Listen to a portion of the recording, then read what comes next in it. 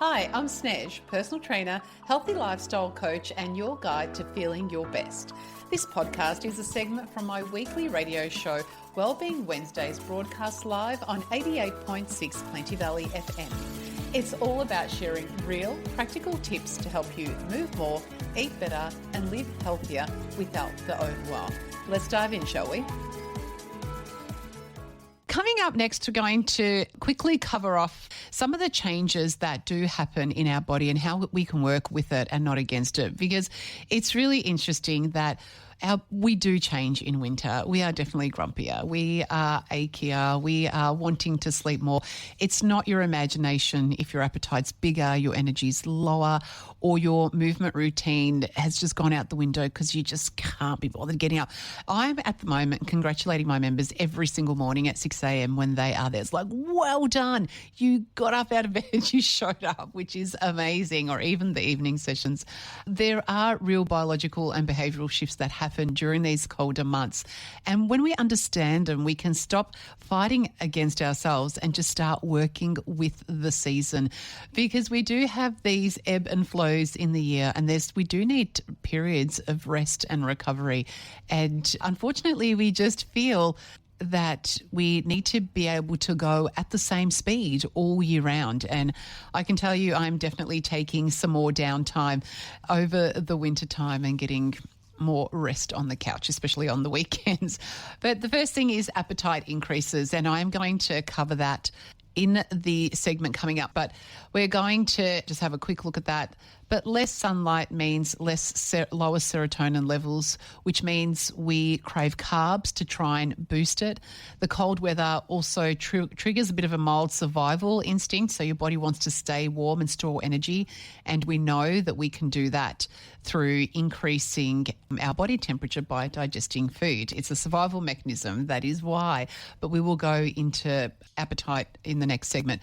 The other thing, it is harder to stay active in winter. It's dark when you wake up. It's cold when you're finishing work. It's dark when you're finishing work. But the less movement affects everything. It slows down your metabolism further. It affects your sleep quality. It affects your digestion, your mood, and how you're actually feeling in your joints as well. So even though it may change how much we do over the winter months, keeping active is a really important way to continue to feel good about ourselves, but also to remove some of that winter blues feeling. So try to start to do as much as you can. And I think the limitation is making sure that we're rugging up and that we're not experiencing that cold. I think if we are dressed warmly, there's something really beautiful about being nice and warm in your body and just feeling that cold freshness on your face. It is quite lovely, but you might find that rather than doing your outdoor walks, you might do some exercise at home in your bedroom before you go to bed or something like that. So try to adapt it, but also schedule in your training sessions so that you do not give in to that snooze button and snooze through, because you will always feel better. And I think there's no truer time than winter, when we just have to visualize how we're going to feel at the end of the session. In the summer months, there's something so refreshing about getting up in the nice warmth, the sun's out, it's all beautiful. And I think during the summer months, it's more about how we feel getting up and out, whereas with wintertime, we really need to visualize that amazing feeling of warmth you're going to feel and that endorphin response once you finish your workout. So sleep patterns definitely shift over the winter time. There is more darkness, therefore more melatonin, which is your sleep hormone. So you're going to feel tired earlier, but also find it harder to get up in the morning, and your body naturally wants to rest more, and that's completely okay. So try shifting your bedtime slightly earlier. Use light to your advantage. So in the morning, open up the blinds, get outside midday, or try even a light therapy lamp.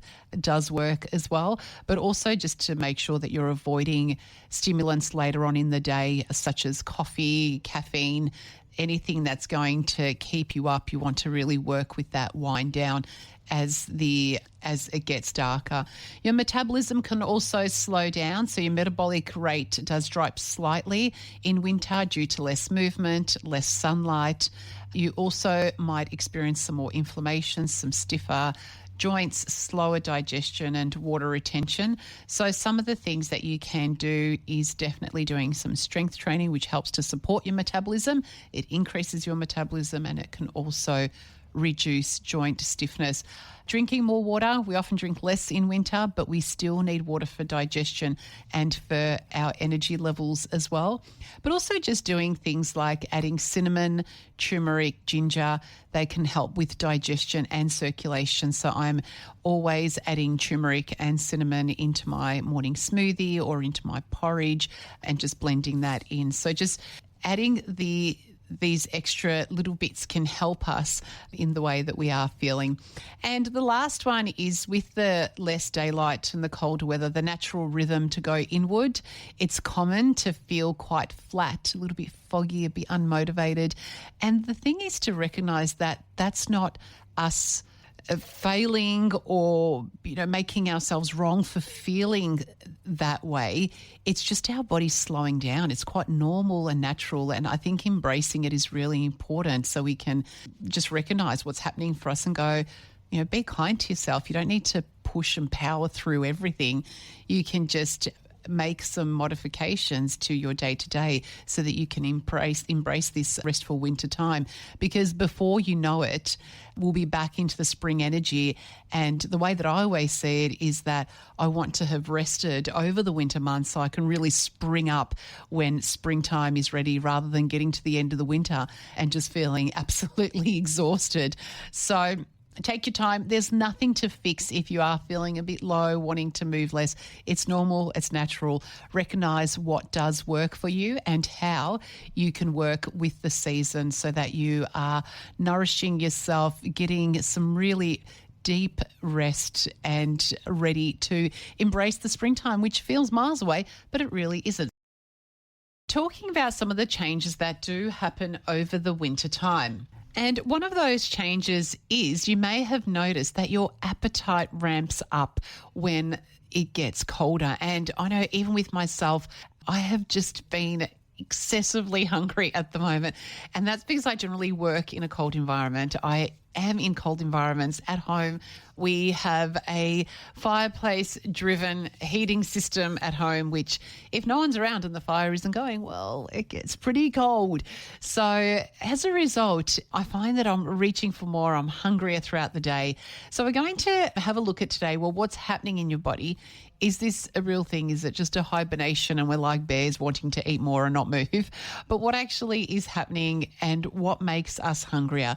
So when it's cold, your body works harder to keep you warm. That's the biggest thing.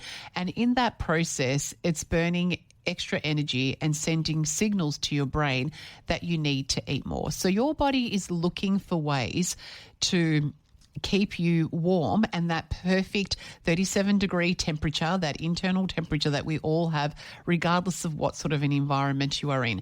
So when you think about walking outside and it's like 7-8 degrees out there at the minute, if you are working outside or in a cold environment, your body is going to have to work a lot harder to keep you at that 37 when, say, for example, if it's 25 or 26 degrees outside. So firstly, you're burning extra energy, and this is part of a process called thermogenesis, where your body's trying to generate heat, which is burning more calories.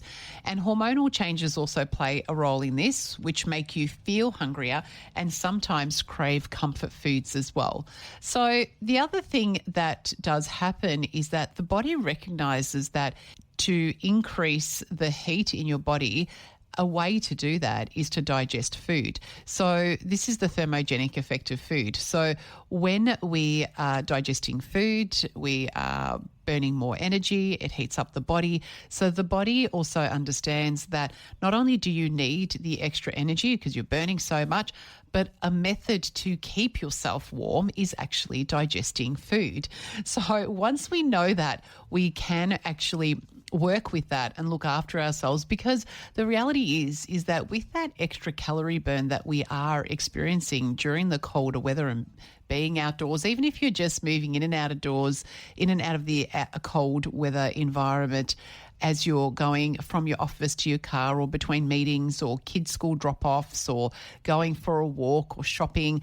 There are times when we are in those cold environments, and it is a really great opportunity to actually burn more calories and actually shift a couple of kilos over the winter time rather than feeling that wintertime is just associated with weight gain. So now that we know what's happening with winter, what we can do is some practical strategies that we can start to implement is satisfy that hunger. Now, that hunger is going to be more well-fed, and we're going to feel fuller for longer by getting more protein into our diet and more fibre. And the protein being eggs, chicken, tofu, lentils, meat, veggie and fibre from veggies, whole grains and legumes. They're the most filling nutrients, and they're going to create a slower digestion and help you feel satisfied for longer, making it easier to manage your intake throughout the day on cold days. The thing is, though, over the winter months, and I'm hearing this, a lot of the people that I'm working with, is that we tend to move into soups. Now, unless you are prioritising protein in your meals and therefore in your soups, soups can predominantly be quite plant-based, so they can be lacking in protein, whether you're making a pumpkin soup or a vegetable soup or things like that. So what we want to make sure is if we are moving to the more warmer foods over the winter months, that we are still getting some good quality protein in, because it's quite a shift from when we are in the summer months and we're having protein and salad, like having the steak and salad or the chicken and salad on the barbecue. Like, that's really easy to get that protein in. It can be a little bit trickier as we are going sort of more warming foods, more potatoes, more rice dishes over the winter months to keep ourselves warm. So just make sure that you are getting that protein in and lots of veggies. So I know that it is a little bit harder to eat a cold salad over the winter months, but adding in your cooked veggies are going to be just as great with fibre. We're talking about cauliflower and broccoli, Brussels sprouts, green beans, zucchini, capsicum. All of those veggies can be cooked up and are just absolutely delicious. So always start your meals with a protein source and half fill your plate with veggies or salad. So think about that. If you are making a soup, making sure we're trying to get that same level of breakdown. The other thing that you can do is stay hydrated with warm drinks. Sometimes we can mistake thirst for hunger. So sipping on herbal teas, it's also a great way to increase the warmth in your body so that the body isn't then continuously looking for food and trying to increase our body temperature in that way. So hot water with lemon, a little bit of honey, broth-based soups, that's something that I'm definitely doing once a day, having a big cup of just a bone broth to keep hydrated, but also just to get rid of some of the unnecessary snacking. And this is something that you can give a go rather than adding a snack in, try substitute it in with a tea, or especially if you're nibbling throughout the day, try to avoid that and try to lean more into hydrating our bodies as well.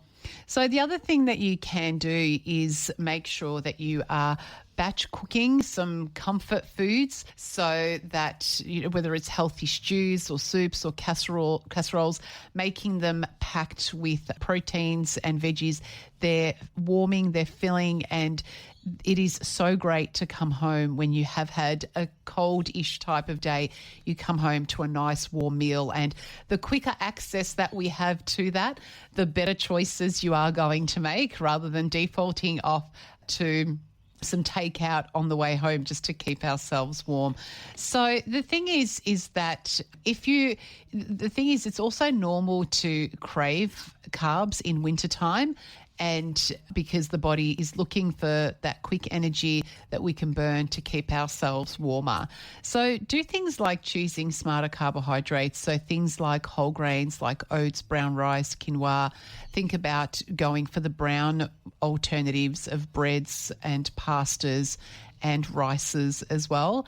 So they're going to provide a lot more lasting energy when we are opting for the whole grains. Also make sure that you're adding in some healthy fats, because we do need more energy at this time of year. And sometimes we eat we can add in things like avocado, nuts, seeds, and olive oil, and it can make those meals feel more satisfying, and it can help to curb some of those cravings. So make sure that you are getting some good healthy fats in there. And then the other thing is just keep warm. Like literally, sometimes we just eat more because we feel cold and we're burning so much. So a way to help ourselves with that is make sure that you're layering up with scarves, with warm socks, cozy jumpers.